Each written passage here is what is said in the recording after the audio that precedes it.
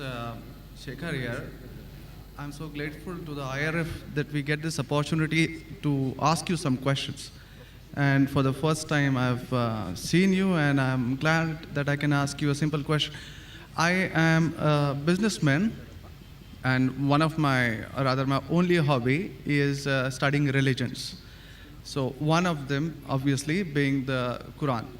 So my question is fairly simple. Like, I really liked what you spoke about Aisha. That was a very wonderful thing that you said.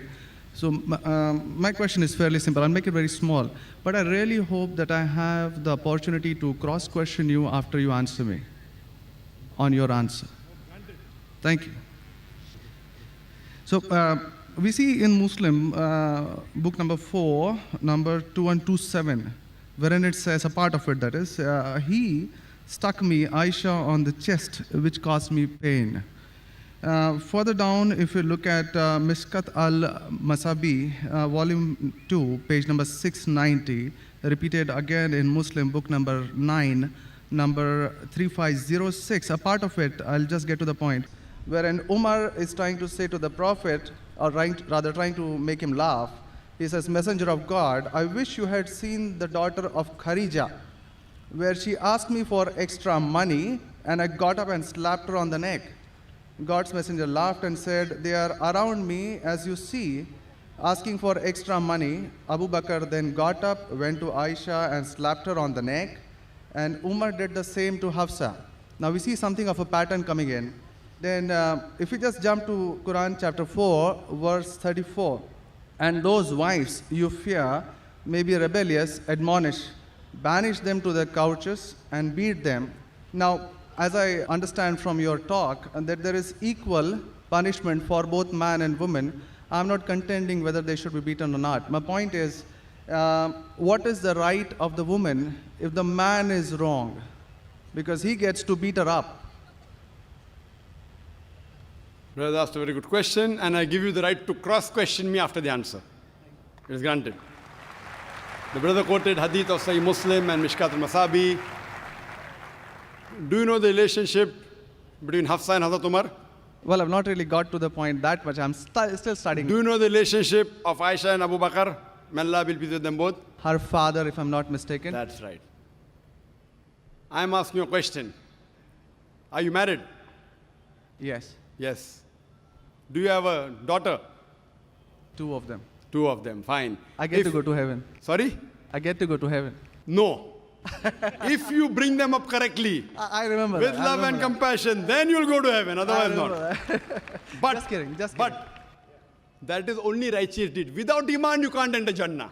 So for you to go to heaven, besides upbringing your 2 daughters correctly, you have to follow the laws of the Quran and the Sahih Hadith and be a believer. I understand. That we'll discuss after answer to you. I understand. After answer, inshallah. I'm asking a simple question. Suppose your daughter, if she wants to jump from a 10-story building, what will you do? I'll stop her. Is she adamant? What will you do? Point, yeah. You get the point, very good. If she wants to jump, no, I want to go. I want to fly like Superman. Dad, you are preventing me from being a Superman. What will you do? Well, I'll stop her, obviously. Will you slap her or not? If required. She says, no, I want to jump. What will you do? Well, I can ask it the other way around. What I'm if asking, my wife brother. sees... I'm asking. If she wants to jump from the 10-story. I will hit her. If required. Not normally. You will say, Arey beti, jaan do na, Superman mat bano. Nahi banne ka hai abba. Jump marne ka hai. Ab dekho kaisa udti hu main. I want to fly. One flap. A father is cruel to be kind. Yes.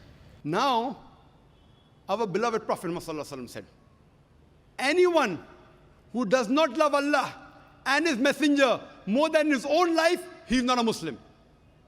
Anyone who does not love Allah and His Messenger more than his own life, he is not a Muslim. So there are many occasions what happened that sometimes they were disrespectful to the husband. Not a normal husband, Prophet Muhammad sallallahu alaihi wasallam. There were many occasions, not one occasion. There are many occasions, Hazrat Umar, may Allah be pleased with him, and Hazrat Abu Bakr, may Allah be pleased with him. When they came to know that one of the wives has caused pain to the Prophet, they were the father-in-law of the Prophet. But they loved the Prophet not only more than their daughter, they loved the Prophet more than their own life. There are many occasions. Which occasion you are referring to, I don't know. There were occasions when they came to know that my daughter has caused pain to the Prophet of Allah. How dare she does it? They being father, they have the right to slap. Not you and me. For us, they are the Ummahatul Mu'mineen. They are the mothers of the believers. But yet, they were human beings. Even the wives of the Prophet. Though they were wives of the Prophet, they are the best examples, yet they were human beings and they did make mistakes. Like the ayah recited by the Qari, Surah Nisa chapter 4, 32. They want equal rights. There was in Surah Azab chapter 33, where the wives of the Prophet tell the Prophet, why don't you give us the luxury of this world? They objected. Why are we undergoing such a life of poverty?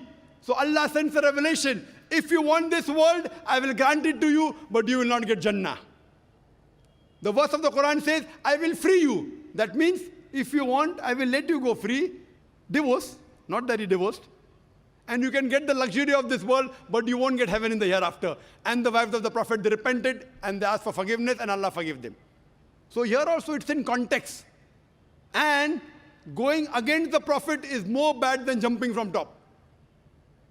Jumping from top, your daughter will kill herself, that's it. Correct? But going against the Prophet is more bad. Did you get the answer?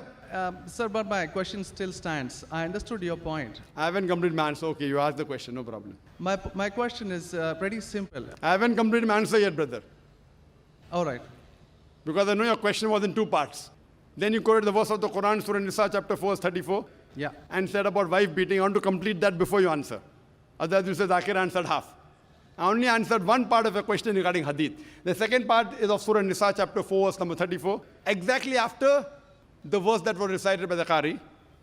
After verse which says, Ar-Rijalu Qawwamuna 'ala an-Nisa, that the men are the protectors of the women. The verse says that if they're disobedient, then don't talk to her.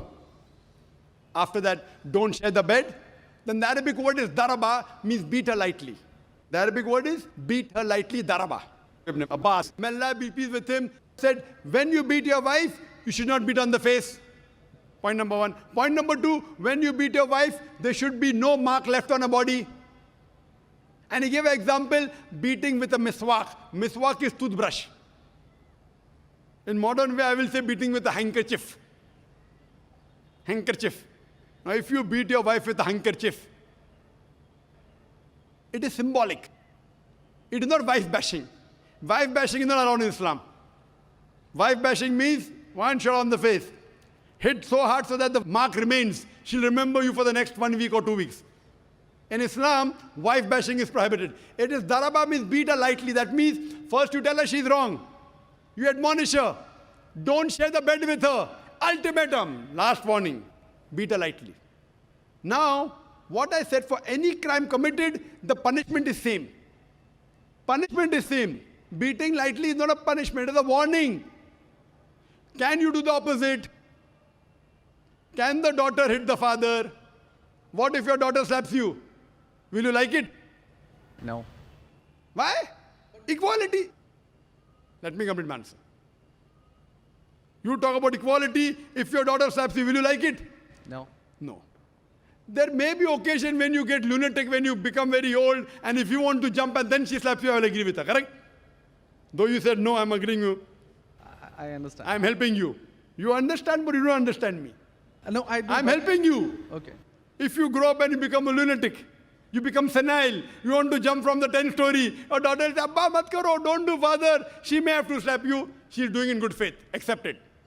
Right? Now here, where a husband is giving a warning to the wife, if the wife does the same, what will the retaliation be? Imagine, suppose there's a massive person, bodybuilder comes and acts macho with you. If a small man comes, maybe you'll hit him. A macho person, Arnold Schwarzenegger, comes and tells you something. Will you hit him? Will you hit him? No. Though you may have a lot of guts, but Arnold Schwarzenegger, no. Why? Similarly, since Allah says in the previous verse, man has been given more strength than the woman. So a physical warning, a symbolic warning, a man can give to a woman can't give to a man. A woman can't. There are other things. There are other things she can do. Such as? Such as, for example, if she has to cook food in the house, It's the duty of the husband to get market. She can refuse to cook. If you don't get market, I will not cook. She can object. Very well. She can object saying, I will not cook. It's an objection on her part. If, for example, he's not offering salah is important, she can object nicely, with love and affection. My dear husband, please offer salah. Then she may get a little bit angry also, no problem. Getting angry with husband is not allowed, unless it's for the sake of Allah and His Rasul. But not physical. She can't get physical. If she gets physical, there will be retaliation. It will never work. Imagine your wife slapping you. Will you leave her?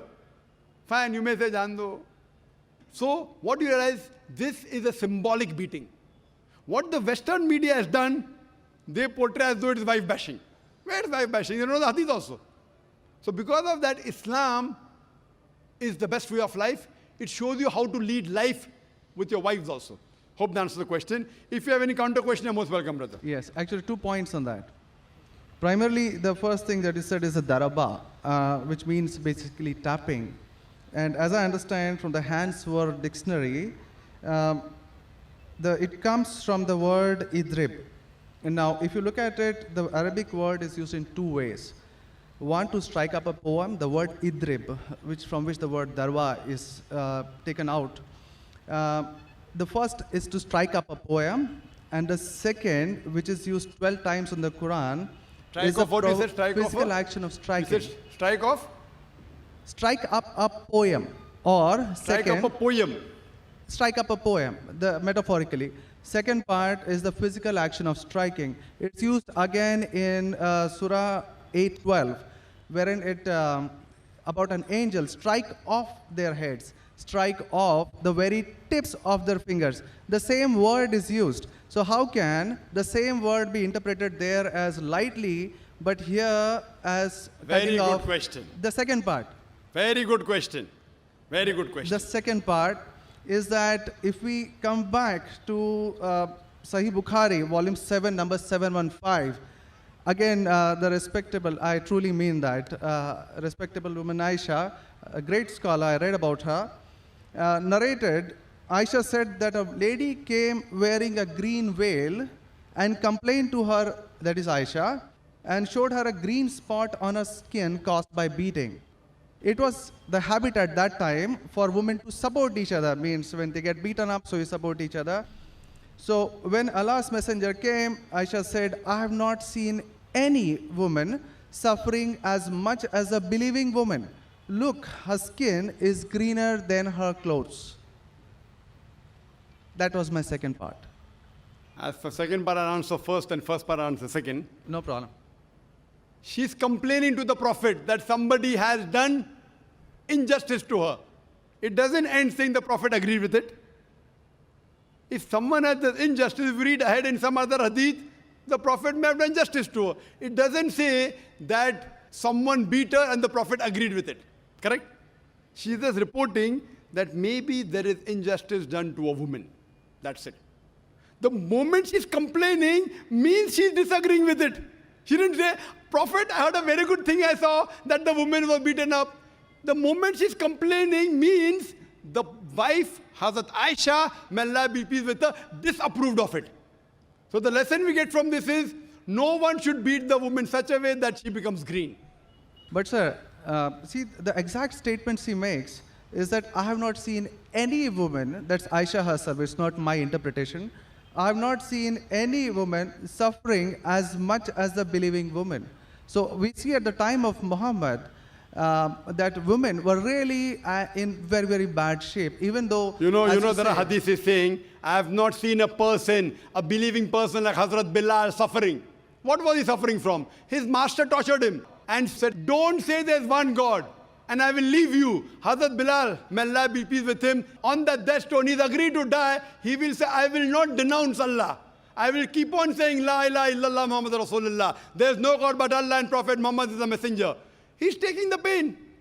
That means if I say Hazrat Bilal is a believer who is being tortured, that does not mean that what act that being done on Hazrat Bilal, may Allah be pleased with him, is right. It is wrong.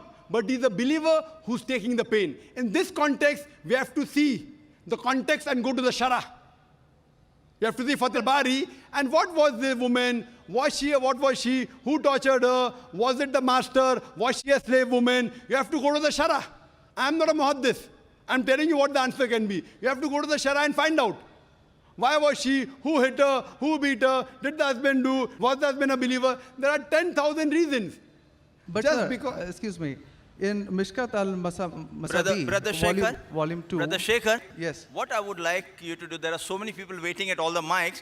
Precisely, concisely, I would like you to put your question in a few words and then close. Because you got such a big sheaf of papers, there are many people I see waiting with small slips just or one something. question. So we cannot allow this whole thing to go on. This is not a debate session. It's a question and Brother. answer session. I want you to put your question in the next 4 sentences. Let Dr. Zakir answer so that all the many ladies standing there here also get a chance. We have exactly 1 hour, 12 minutes left. We have very occupied sorry 20 about minutes already. Brother, initially you asked 2 questions answered. You said, I want a counter. What counter you gave? In the counter, you're asking 1 more question. I don't mind answering your 100 questions, but in this rule, 1 question at a time, go behind the queue, no problem. You asked 2 questions, give the answer. You said, I want a counter question. With the counter question, you're asking 1 more question. So, I'm very kind, I don't mind. I would love. After finishing, you can come in the cabin. And inshallah, I will answer all your questions. I want to ask you, after I answer your question, what will you do? Will you believe in the religion Hazrat Aisha believed? Yes or no? I yet have to answer your counter question. Well, it's not just this one point. There are many, many more. I'll answer inshallah all. How many are there? 10, 20, 50, 100? How many? Well, we can sit on that. How many approximately? Well, there are many more. I have not How really many? counted them. 10, 20, 100, 1,000, 10,000? How many do you have now in your mind? Well, I do have. How many? 10, 20, 30? How many? Yeah, probably quite a few. Maybe, Quite a few is how much? 5 or 10? Approximately. I don't know, maybe 100 questions. 100 questions you have? Brother, after this session is over, we sit together. Okay? Write down all the 100 questions. Inshallah. Inshallah. I will try and answer everyone. Okay? I request you, we'll spend the full night together. I don't mind, because you're a seeker of truth. And I'm also a seeker of truth, and my job is to try and clarify the truth. Not that I'm a scholar. I will try and answer all the 100 questions. But I doubt whether you'll be able to write 100 questions. I doubt. Coming to your main counter question, brother.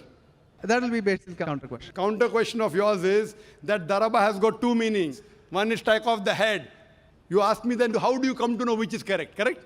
Exactly. In the counter question, don't ask 1 more question. That means you're breaking the rule. Sir, I'm just refuting what you said. Not refuting. See, you asked a counter question. Counter question was of daraba, has got meaning of striking. That is the counter question. In that counter question, you asked 1 more question. You can't ask 1 more question in a counter question. You can ask 1 counter question, but that was a fresh question that you asked. Now coming to your question of daraba. You said striking, I agree with you. How do you come to know one time it is lightly beating, one time it is striking of the head? You know the verse in the Quran is there, in Surah Maryam, chapter 19, verse number 47. Mary, may Allah be pleased with her, she says, when Archangel Gabriel says that you shall have a son. So she says, how shall I have a son when no man has touched me? How shall I have a son when no man has touched me? Now if you go to the Lugha, your hands wear dictionary, all lanes, I believe you read many dictionaries, all this thing on the internet. It's not difficult. You go on the internet and type, you'll get 100 questions against Islam. Not 100, you get 1,000. Very easy. Not that a person has done research. If you had done research, you'd have come to know who was whose father and who was whose husband and mother, everything. But you go on the internet, you get this very easy. Now, the Arabic word masa has got 2 meanings. Physical touch, it means sexual touch. So when Mary, may Allah be pleased with her, she says, how shall I have a son when no man has touched me? It is understood. It is not physical touch, it is sexual touch. Correct? Yes. Similarly, there are several verses in the Quran. Now, when there are 2, 3 meanings, even both can be correct or one can be correct. To have more details, you go to the Hadith. Hadith is the commentary of the verse of the Quran. Correct? Maybe the same word has got 2 meanings. In that verse, it means meaning number 1. in the second verse in meaning number 2. Hadith is a commentary. So when we go to the hadith of this Surah Nisa, chapter 4, verse 34, talking about daraba, there the Prophet said, do not beat on the face.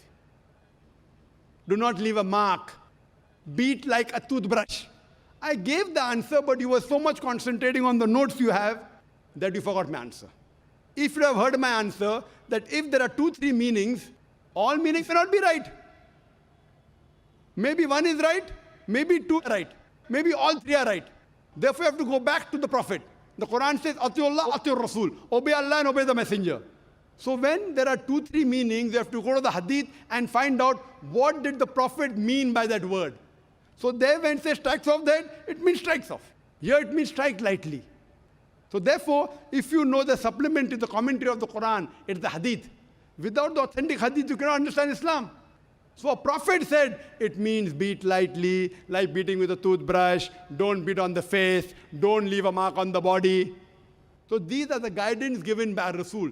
Therefore, it is obligatory that besides the Quran, you have to follow the authentic hadith. Hope that answers the question. And inshallah, I'll wait for you after 10 o'clock in the speaker's lounge, inshallah. Yes, Brother Shekhar? Thank you. And since you have 2 daughters, you said you have 2 daughters and you want, sorry? And one son. The son, there's no hadith saying the son will take you to Jannah here. Yeah. If he becomes the pious son, and if he prays for you, inshallah, even he will be a pathway to Jannah. What I want to see to it that besides good deeds, you even have faith. Faith is one of the important criteria to go to Jannah. And since you have an urge to go to Jannah, to paradise, inshallah, I pray to Allah subhanahu wa ta'ala, may He make me the zarya, the pathway to take you to Jannah, inshallah.